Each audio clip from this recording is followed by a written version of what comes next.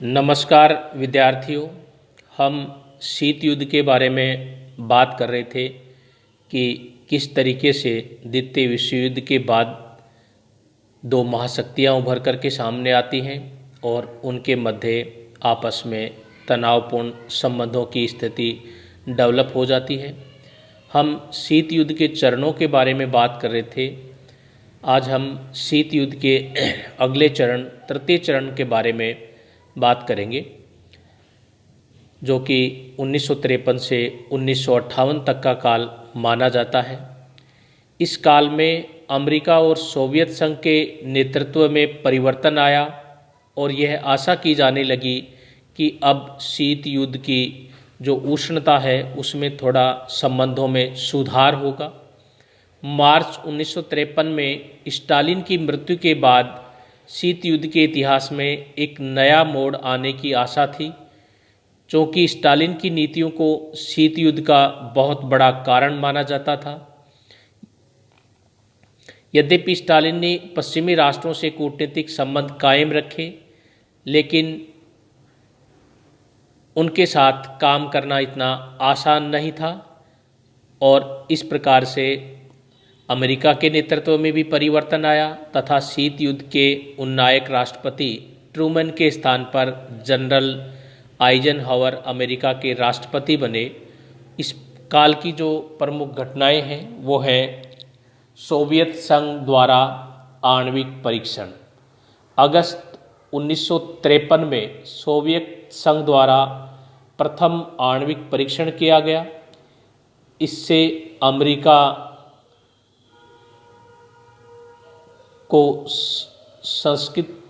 संशंकित हुआ और दूसरी ओर निशस्त्रीकरण को दोनों पक्ष आवश्यक समझने लगे। हिंद चीन का प्रश्न। फ्रांसीसी साम्राज्यवाद के विरुद्ध हिंद चीन में चलने वाले संघर्ष में दोनों गुटों ने अलग अलग पक्षों का समर्थन किया। अमेरिका ने इस संघर्ष में फ्रांस का सहयोग किया तो सोवियत रूस ने हिंद चीन के लोगों का समर्थन किया और हिंद चीन में वियतनाम, कंबोडिया और लाओस ये क्षेत्र आता है। सीटों का निर्माण। सीटों का प्रमुख उद्देश्य दक्षिणी पूर्वी एशिया में कम्युनिस्ट चीन के साम्यवादी प्रसार का विरोध करना था।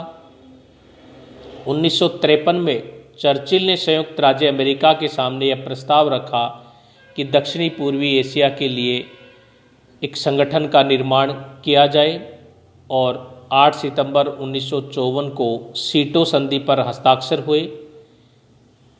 इस संधि के मूल में एक ही बात थी, कंबोडिया, वियतनाम और लाओस को साम्यवादियों के प्रभाव में जाने से रोका जाए। नेक्स्ट है वारसा पैक्ट का निर्माण। 14 मई 1955 को सोवियत संघ और उसके साथी 8 देशों ने वारसा पैक्ट का निर्माण किया। इसके अनुसार यदि किसी सदस्य पर सशस्त्र सैनिक आक्रमण होता है तो अन्य देश उसकी सैनिक सहायता करेंगे। नेक्स्ट है हंगरी में सोवियत हस्तक्षेप। 1956 में हंगरी में सोवियत हस्तक्षेप ने अंतर्राष्ट्रीय तनाव और शीत युद्ध में पर्याप्त अभिवृद्धि की।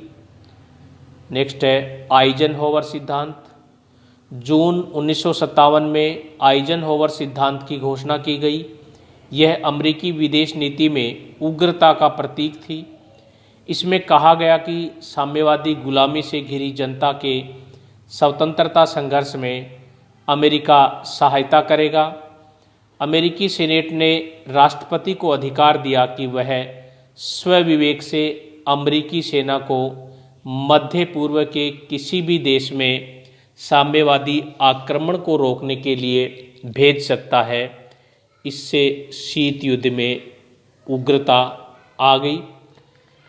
शीत युद्ध के विस्तार का अगला चरण है चतुर्थ चरण, जो 1959 से 1962 तक माना जाता है और इस काल की प्रमुख घटनाएं हैं क्रुश्चेव की अमेरिका यात्रा।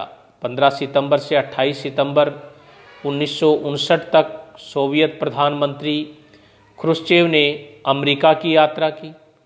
इस यात्रा से सोवियत संघ और अमेरिका के मध्य सौहार्द का वातावरण बना। ख्रुश्चेव ने आइजनहावर को सोवियत संघ आने का निमंत्रण दिया। इस सौहार्द को कैंप डेविड भावना का नाम दिया गया। U-2 विमान कांड। 1 मई 1960 को अमेरिका का जासूसी विमान U-2 सोवियत सीमा में जासूसी करते हुए पकड़ा गया। इस विमान में जासूसी के अनेक उपकरण लगे हुए थे और U-2 विमान कांड ने शीत युद्ध को बढ़ावा दिया। पेरिस का शिखर सम्मेलन। U-2 विमान कांड की घटना से 16 मई 1960 को होने वाले पेरिस शिखर सम्मेलन की असफलता नजर आने लगी। पेरिस के शिखर सम्मेलन में अमेरिका, ब्रिटेन और फ्रांस के शासनाध्यक्ष शामिल हुए और जटिल अंतर्राष्ट्रीय प्रश्नों पर चर्चा होनी थी, किंतु शिखर सम्मेलन में ख्रुश्चेव ने U-2 का मामला उठाया, अमेरिका की भर्त्सना की और आइजनहावर का अपमान किया। इस घटना से शीत युद्ध में बढ़ावा हुआ। नेक्स्ट घटना है कैनेडी का राष्ट्रपति निर्वाचित होना। 8 नवंबर 1960 को अमेरिकी राष्ट्रपति पद के निर्वाचन में जॉन कैनेडी विजयी हुए। कैनेडी ने अपने पूर्वाधिकारी के विपरीत साम्यवाद के प्रति सहयोग की नीति अपनाने का नारा बुलंद किया। नेक्स्ट है क्यूबा की घटना। क्यूबा अमेरिका के निकट एक